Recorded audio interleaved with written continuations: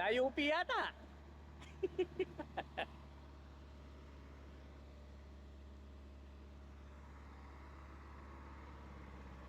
Pare, pare mas malaguya kaya magpwesto ka rin ka matras. Inilakote niya. Sige, sige. Oh, ito. Kanina. Hindi ko na kasi inano eh. Masira yung ano. Nasira yung... Nasira. ah, pare. Tambakan. Oo, oo. Tulak. Baka lang masira. Pero matibay yung truck ah, ano? Baka nasira. Natanggal lang yung pag-welding, no?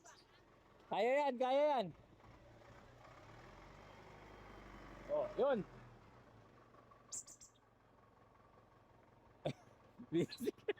Binisaklat lang. Ay, ay, inang lang yan. Walang problema yan. Abante! Yeah, abante, abante, pre. Abante. Sige.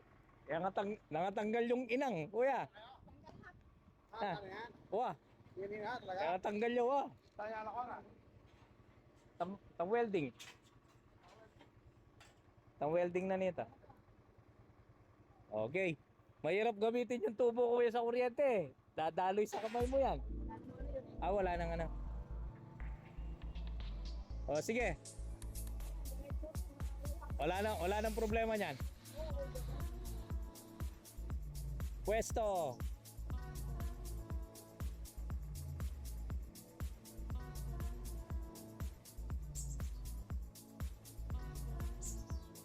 Yan.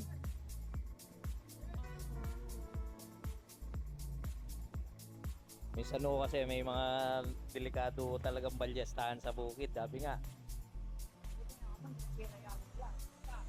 Hmm.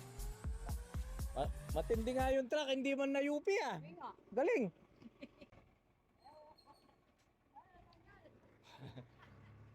Ay, meron ng tubo.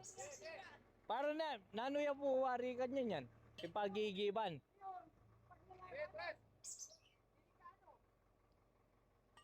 Pero umaandar pa ho yan. Nagbibigay ng supply tubig. Sige, sige. Okay.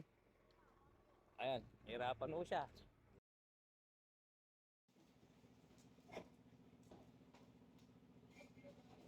Ayan, takpan na yung tinimplaming kape. Sarap po pag may dalang pandesal, oh. Ano yung nagdala? Yung si birthday boy, oh. Ayan. Okay. Nagkargano kami. Ayan.